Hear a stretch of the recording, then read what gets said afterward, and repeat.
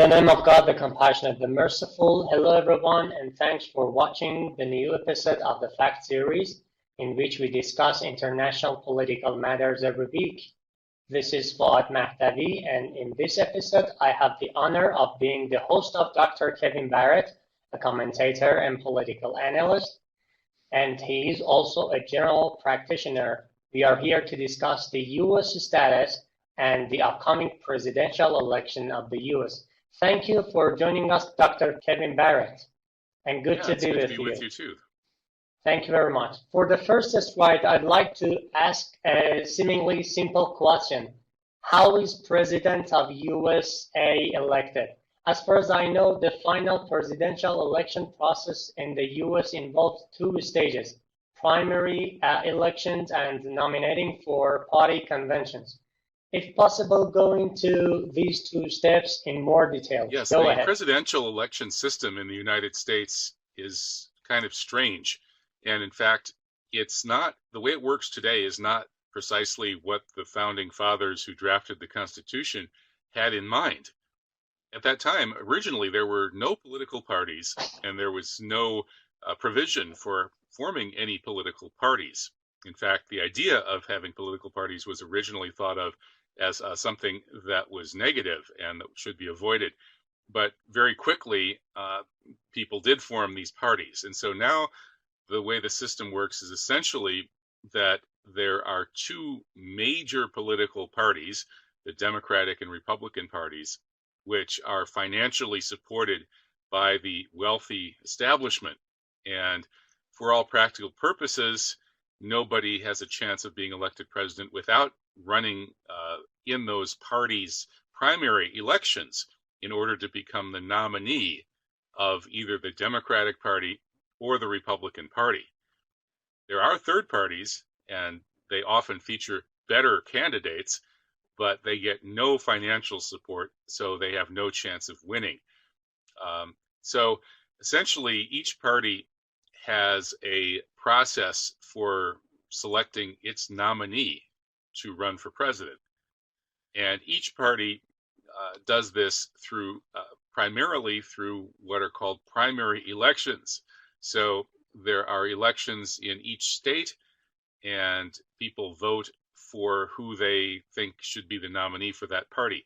In most states, you have to be a registered Democrat or Republican to vote in the primary election to select the candidate. However, there are some states in which you can simply show up and say, I want to vote in the Democratic primary or the Republican primary, and you're allowed to do that. So what happens is there's a state-by-state process in which each of these primary elections ends up allotting a certain number or percentage of what they call electors for each candidate. And after this process finishes, this summer there will be a major convention of each party. And at that convention, the people who are electors, that is, who have promised to support a particular candidate, in the Democratic case, that would be generally Bernie Sanders, Joe Biden, and these others, they vote. And I believe the candidate is ultimately selected by a majority vote. And there are, it's not quite as simple as I just described, because there are some delegates who will get to vote who were not selected by this election process I described. These are the so-called superdelegates in the Democratic side, and they are loyal only to the party, which in turn is loyal to the billionaires who fund the party. And ultimately, those billionaires end up being the main force in deciding who the candidate is. People's votes in these primary elections mean very little. And the Democrats learned that the hard way in 2016 when Bernie Sanders won the vote, but he was robbed by rigged voting machines, and he was robbed again at the Democratic convention through the rigged process. And so in the Republican side this year, President Trump is largely unopposed and will easily prevail as the Republican nominee. On the Democratic side, it's come down to Joe Biden versus Bernie Sanders. And because Biden has the support of the billionaires, he's undoubtedly going to be selected for the Democratic candidate. So the result is that this pretends to be democratic. It pretends to follow the will of the people, but it doesn't. In fact, these candidates are selected by an extremely wealthy, tiny minority of Americans. Essentially, a handful of billionaires totally control this process, and the democratic element of it is secondary if it exists at all. Thank you for a nice explanation. For the second question, how much is the usual turnout for the U.S. Presidential election, and how do you analyze it? Typically, U.S. elections get an average of about a 50% turnout, maybe a little higher than that in hotly contested presidential election years, and a little less than that in years that don't have a presidential election. There is a presidential election about every 4 years, well, exactly every 4 years. And so why is it that only half of Americans turn out to vote when in many other countries the turnout is much greater than that?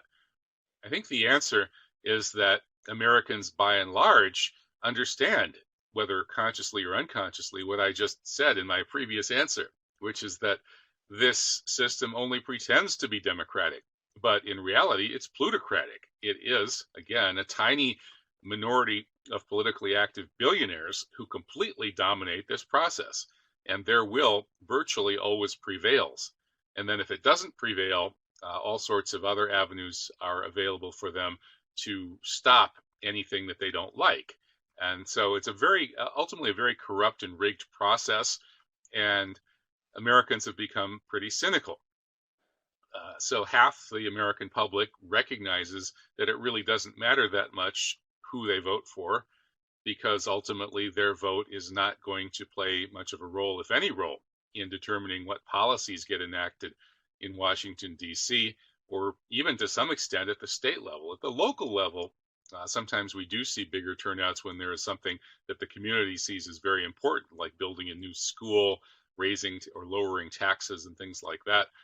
But Americans, I think, recognize that in a country of 300 million people that has been dominated by big money, capitalism, it's been taken over by the world's biggest international bankers since the Federal Reserve Act of 1913. Ordinary people do not really have much influence here. And so that understanding, paradoxically, is more widespread among the less, quote unquote, educated people.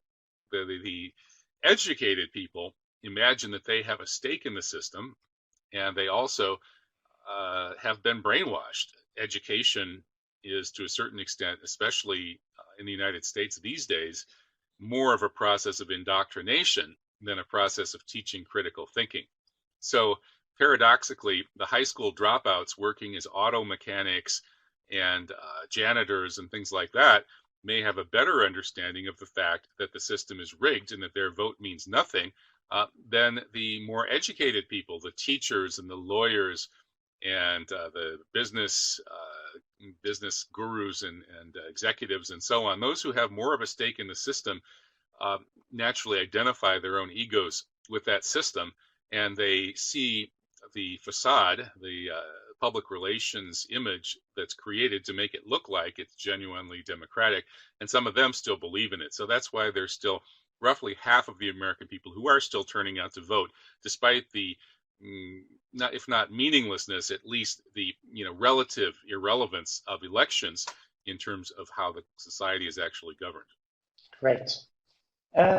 What does the fate of the U.S. presidential election mean to Iran? And the main question here is what position each of these candidates has on Iran, and how far things can change in terms of our country, Iran, if any of them comes to power.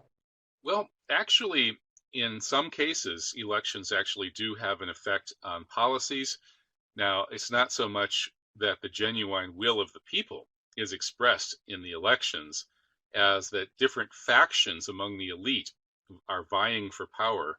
And when one of the factions succeeds in dislodging the other faction, it can have a big influence on policy. And that's what we've seen with the Trump administration's completely insane policies towards Iran. The Trump administration represents a certain coalition of forces, and a big part, probably the most important part of that coalition, is the hardline extremist Likudnik Zionists who operate through Kushner, Trump's son-in-law. And of course, Benjamin Netanyahu has been a house guest at Kushner's house. Kushner is part of an ethnically Jewish organized crime syndicate that some of us call the Kosher Nostra. And these criminals have amassed vast amounts of money, and many of the low-grade criminals in that syndicate, the high-grade criminals would be the friends of the Rothschilds, the biggest bankers and the biggest magnates. But there are some sort of more low-level ones who, like Kushner's family, who end up allying themselves with the forces of Likudnik Zionism. So when Benjamin Netanyahu and his friends became very upset with the Obama administration for negotiating the JCPOA and opening the door towards normalization of U.S. relations with Iran, the Likudniks around Netanyahu were very, very angry, and they threw lots and lots of money and organization at Trump in order to get rid of these policies, because Trump has been close to that particular organized crime element throughout his career. Trump has been essentially a front man for organized crime. His casinos and hotels are basically money laundering enterprises. That's why he went bankrupt over and over, but still has all kinds of money, because he's just a front man for a criminal group, the Kosher Nostra. And so he has ties to people like the Kushners, these organized crime people who are close to the Likudniks in Israel. And that extremely corrupt, even by American standards, group put Trump in power specifically to go after Iran. These are many of the same people that orchestrated the September 11th, 2001 false flag event, which was designed to make the region safe for Israel by destroying, degrading, balkanizing, overthrowing nations in the region. And Iran was the number one nation on that list. The reason that they invaded Iraq and Afghanistan was to put U.S. bases right around Iran in order to ultimately get regime change in Iran. And that project failed. Some of the cooler heads in the U.S., the Brzezinski and Obama types, prevailed, and it looked like the U.S. wasn't going to pursue its 9/11 war all the way to Tehran. And Netanyahu and his friends didn't like that, so they orchestrated the election of Donald Trump. And so this election will have a big influence on U.S. policy towards Iran. If Biden or whoever the Democrats nominate, which will probably be Biden, were to win, I think we would see a return to the JCPOA. And if Trump wins, we probably will see a continued ownership of Trump's policy by the likes of Netanyahu. Mm-hmm. By the way, how do you think about the chance of Donald Trump? How much do you assess Trump's chances in this election? Well, it's hard to say right now what Trump's chances of re-election are, because there's massive uncertainty around this coronavirus pandemic. And so far, Trump's handling of it has been very clumsy, as one would expect. So Trump can no longer run on having a strong economy. That was his most important talking point in this campaign. He wants to present himself as the man who made America great again by presiding over an economic boom. And the economy has, in fact, been generally improving since 2016. But now the economy is about to implode. In fact, it is imploding as we speak. And so Trump will no longer be a prosperity president. He won't be able to use that argument. And what will have to happen is that he will have to somehow present himself as the fearless leader thumping his chest who can be relied upon for strong masculine leadership in this age of uncertainty. That's the only role he can play now, as a sort of a crisis authority figure. And whether that will be enough to overcome the economic problems and the perception that his chaotic leadership style has contributed to the ongoing disaster is an open question. So I think I haven't looked at the recent odds makers' assessment of the likely outcome of the election. Until recently, like up until 2 months ago, the odds makers said that Trump was a 60-40 favorite to win. But I think that probably at this point has dropped perhaps to 50-50 or less due to this coronavirus pandemic and the accompanying economic apocalypse, totally destroying Trump's hope of running on a good economy. You hinted actually the coronavirus and the effects on the election. How much has the corona outbreak affected this election? Specifically, I want to ask you to say. And as far as I understood, Louisiana was the first state in the U.S. To suspend elections in the Democratic Party because of the corona outbreak. How do you see this? Well, that's another big question mark. There have been calls for suspending campaigning. I don't think that suspending the actual presidential election is a realistic possibility unless, of course, the chaos reaches a really extreme level. And maybe Trump would like that because Trump is a narcissistic authoritarian who would love to be a permanent dictator for life. And if he were given that opportunity to pose as the authoritarian leader that is needed in a time of extreme crisis, he would very likely seize on it. So that's a very dark possibility. But I suspect that most of the people in power in the United States would see that as a catastrophic kind of eventuality, that they would want to avoid the complete open destruction of the current political culture and its norms, which would also make it very difficult for the U.S. to maintain its empire, to maintain its power. And so the people in Washington, D.C., for the most part, I think, would probably prefer to see Trump defeated. And they certainly would not like to see the transition or whatever happens in November to be something that's a radical departure from the established political culture and the norms that have been ongoing for a couple of centuries. That kind of uncertainty is very bad for those who feel they have something to lose. So I doubt that the presidential elections will be canceled. It's conceivable they could come up with some form of vote at home, but I really doubt that. There have been calls for suspending of campaigning, and that would hurt Trump a lot more than Biden, and it would hurt Sanders as well. Both Trump and Sanders tend to attract large crowds of people at their rallies. They attract a lot of enthusiasm.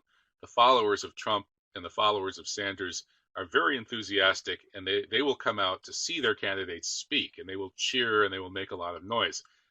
Nobody is excited about Joe Biden.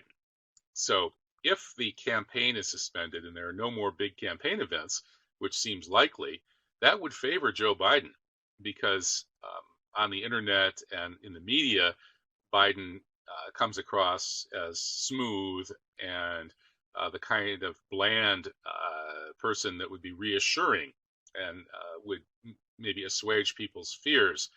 And so I would guess that campaigning very likely will be either canceled or greatly scaled back, but the election itself will still be held. And frankly, at this point, I would guess that Biden has a better chance of election than Trump does. Let's jump to another matter about the chaotic situation of the U.S. As Sanders recently confessed, last year at least 6,000 people died in America because they didn't have the money to go to the doctor. In America, 1 out of every 5 patients does not have the money for their medicine, which often results in the death of that patient. What's the matter with the U.S. right now? Well, the American healthcare system is a scandal. It's developed from the same kinds of forces that have created American capitalism in general. And that system has worked well to create certain kinds of wealth and power, but it has worked less well in terms of providing some of these basic infrastructures like medical care. And since it's a for-profit enterprise, there's an incentive for drugs to be sold at very high markups because private insurance is the main way that most Americans pay for their health care. The people who have insurance tend to have their insurance gouged by the people selling the medicine. They know that they can get high prices from the insurance companies. And so there's no real competition. And the price of pharmaceuticals in the United States is much higher than in most other countries. And the pharmaceutical industry has all sorts of excuses for this. But ultimately, their main excuse is that they're greedy and their executives want to become billionaires. And I don't know why they need $1 billion. You know, once you've got a yacht and you've a Learjet and you can travel anywhere in the world you want and you're going to be more than comfortable for the rest of your life, why do you need more money? But for some reason, these people, their greed is endless. And so that system based on greed has created a healthcare system which works okay probably for the majority of Americans because they are covered through work insurance policies. That is, their job comes with health insurance covered by their employer. And retired Americans have the benefit of Medicare and Medicaid, which is a government-run single-payer program that also works quite well. But the people who are not yet of retirement age and who don't have a job that covers their insurance often fall through the cracks, and especially the really deeply impoverished and homeless population is obviously getting massively underserved, while the people with good insurance and the rich people are overserved. Many of them are dying because of too much treatment. The profit system looks at them and says, wow, this person has a lot of money, or their insurance company has a lot of money to spend on them, so let's recommend all kinds of treatment that maybe they don't even really need. So it's a real misallocation of resources. The nations around the world that have some form of single payer government directed healthcare are doing better overall by far, really, than the US. And one of the reasons that Bernie Sanders has the appeal that he does is that he's pointing this out very strongly and demanding single payer universal health coverage for the American people. And that's obviously a very sensible policy. Whether it will happen anytime soon, I don't know, because the pharmaceutical companies are making so much money that they can pay lobbyists and bribe lawmakers. And that ultimately that's how our system works, is it's all a system of legalized political bribery. That's the main reason that Israel totally controls America's Mideast policy.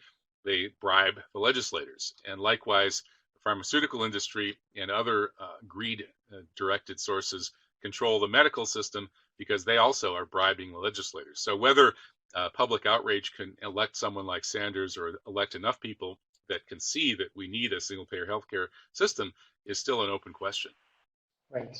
At the end, if you think something is missing, I'm all ears. No, but I guess the one thing I haven't addressed is the kind of moral and spiritual dimension of all of this. And I do think that